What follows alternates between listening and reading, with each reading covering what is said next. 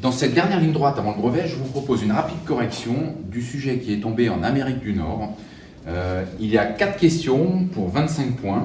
On va dire que les 11 premiers points, c'est vraiment cadeau. Par contre, les 14 derniers ne sont pas si simples que ça, vous allez le voir. Il s'agit d'une situation de problème, comme on en a fait de nombreuses depuis le début de l'année. Mais il va falloir arriver à se remettre dans le bain pour la résoudre. Alors, je vous laisse découvrir le sujet, bien sûr, avant de regarder la correction. Et bien évidemment, avant de regarder cette correction, essayez de faire le sujet vous-même, sinon ça n'a que peu d'intérêt. Et revenez vers moi et donc vers cette correction dès que le sujet aura été étudié et traité. Dans la première question, on vous demande de donner la formule chimique de la molécule d'eau et de décrire sa composition. Alors, la question en soi est plutôt simple. Encore faut-il bien la comprendre et comprendre ce que l'on attend de vous dans cette question. Donc, pour la première question, la formule est H2O. Donc, la formule de la molécule d'eau est H indice 2 O, ce qui signifie 2 atomes d'hydrogène, 1 atome d'oxygène. Attention de bien respecter cette écriture. On vous demande ensuite de décrire sa composition. C'est peut-être cette partie de la question qui est la plus compliquée puisqu'il faut bien comprendre ce que l'on attend de vous. Quand on demande de décrire la composition, on attend de vous que vous écriviez ce que je viens de dire à l'oral, à savoir que la molécule d'eau est composée de 2 atomes d'hydrogène. Donc, elle est composée de 2 atomes d'hydrogène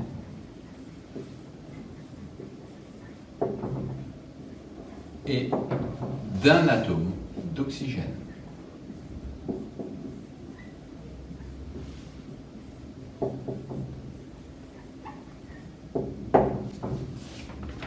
Voilà pour les 4 premiers points. Question numéro 2, pour 4 points toujours, on vous demande de classer par ordre croissant. Donc, bien sûr, par ordre de taille croissante, du plus petit donc au plus grand, les objets suivants: atomes d'oxygène, molécules d'eau et flocons de neige. La plus petite particule, c'est bien sûr l'atome. Donc, pensez à rédiger, à faire des phrases. Donc, l'ordre est atome d'oxygène,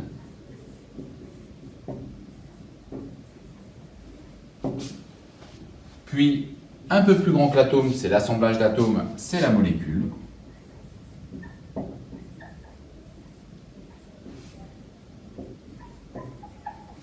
Et enfin, pour terminer, le flocon de neige, qui bien sûr est constitué à lui seul de plusieurs milliards de molécules d'eau et bien sûr au moins autant d'atomes. Donc, atome d'oxygène, molécule d'eau et flocon de neige.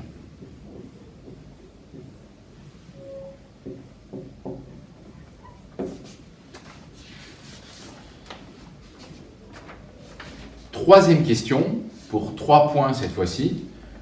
On vous demande d'expliquer certaines observations qui semblent dire que les précipitations seraient plus fréquentes dans les grandes villes que dans les campagnes. Il faut choisir parmi les 4 propositions A, B, C ou D. Alors, proposition A, on nous dit que les températures sont plus élevées qu'en ville, sont plus élevées en ville qu'à la campagne. C'est évidemment pas la bonne proposition, puisque si les températures sont plus élevées, il n'y a pas de raison qu'il neige davantage. B, l'air atmosphérique est plus chargé d'humidité à la campagne. Là encore, cela n'expliquerait en rien le fait qu'il neige davantage à la ville.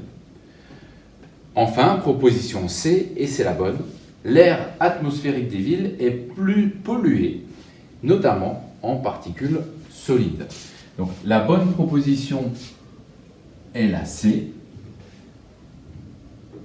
Alors pourquoi? Avant peut-être d'écrire la réponse, pourquoi la bonne proposition est la C? Eh bien simplement parce que dans le sujet, et en l'occurrence dans le document initial, sur la première page du sujet, on nous explique la croissance d'un flocon de neige. Et on nous explique que la solidification de la gouttelette en noyau de glace, aussi appelé noyau de condensation, est engendrée par la présence de fines particules solides. Donc les fines particules solides présentes dans l'air vont pouvoir favoriser la formation de la glace. Et donc, la proposition C qui nous explique que l'air des villes est plus pollué, et notamment donc en particules solides, permet d'expliquer facilement le fait qu'il y a davantage de noyaux de glace qui vont se former, et que de noyaux de condensation, par exemple, qui vont se former, et que donc il va neiger davantage en ville. Donc la bonne proposition est la C.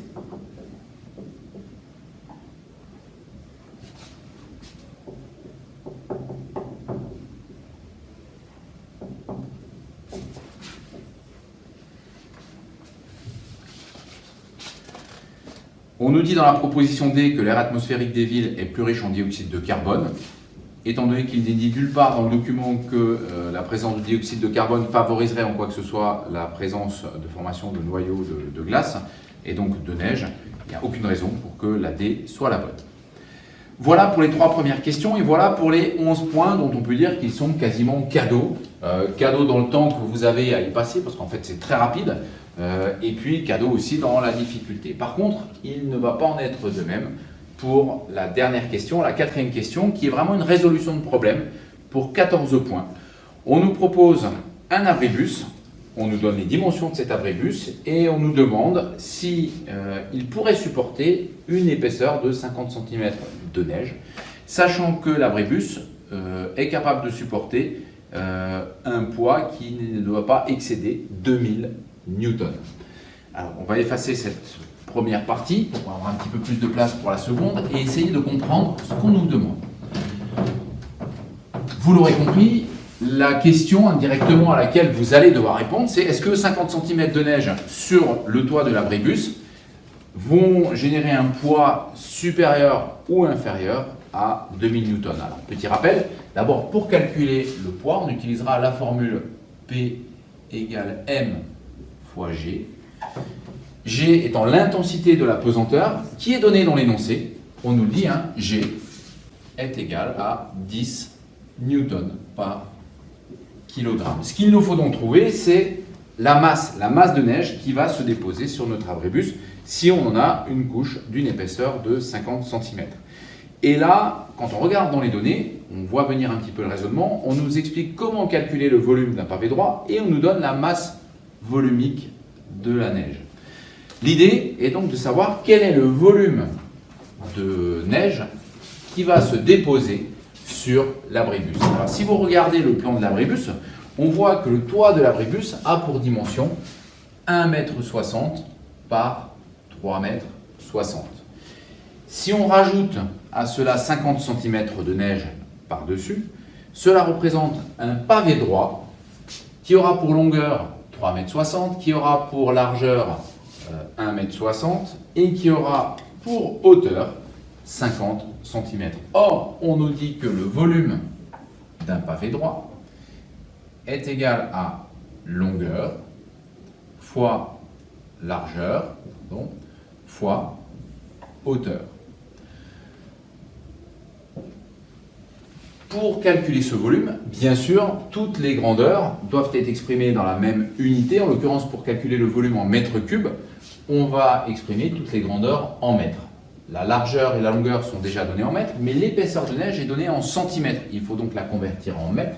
50 cm égale 0,5 mètres. Il ne reste plus qu'à faire le calcul. Donc, la longueur fois la largeur fois la hauteur de neige susceptible de se poser sur le toit, ce qui donne, après usage de la calculatrice bien sûr, une valeur de 2,88 mètres cubes. On peut donc dire maintenant que s'il neige 50 cm, s'il se dépose 50 cm de neige sur l'abribus, le volume de neige sur l'abribus est de 2,88 mètres cubes. Donc volume de neige sur l'abri, 2,88 mètres cubes. Maintenant que nous avons le volume, il ne reste plus qu'à savoir combien va peser ce volume de neige, quelle est la masse, pour l'instant la masse, avant le poids de ce volume de neige. Et là, on nous donne une autre indication dans le document. On nous explique que la masse volumique de la neige vaut 40 kg par mètre cube. Donc, masse volumique de la neige, 40 kg par mètre cube. Qu'est-ce que cela signifie? Cela signifie que chaque mètre cube de neige que vous allez avoir sur l'abribus va peser 40 kg.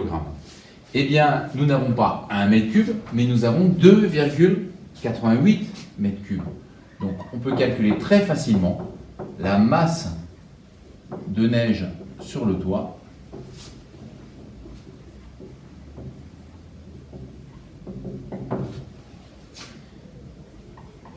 La masse, c'est égal à la masse volumique ρ multipliée par le volume, ou de manière beaucoup plus simple, si cette formule ne vous parle pas, ce n'est pas très grave. On comprendra aisément que si 1 mètre cube pèse 40 kg, eh bien 2 mètres cubes pèseront le double, 2 fois 40 kg, et 2,88 mètres cubes vont peser 2,88 fois 40 kg. Chaque mètre cube, 40 kg pour 2,88 mètres cubes, et 40 fois 2,88. Cela nous donne une masse de 115,2 kg. On est presque au bout de notre problème. On a maintenant toutes les données pour trouver le poids de la neige. Je vous rappelle que le poids est égal à la masse que nous venons de calculer ici, multipliée par l'intensité de l'apesanteur, qui est déjà donnée dans l'énoncé. Il ne reste donc plus qu'à calculer poids de la neige sur l'abri. Eh bien, P égale M fois G égale 115,2 fois 10, soit 1152 newtons. On sait que notre abri peut tenir jusqu'à 2000 newtons. Donc le poids est inférieur à 2000 newtons. Donc l'abribus va pouvoir supporter sans problème 50 cm de neige.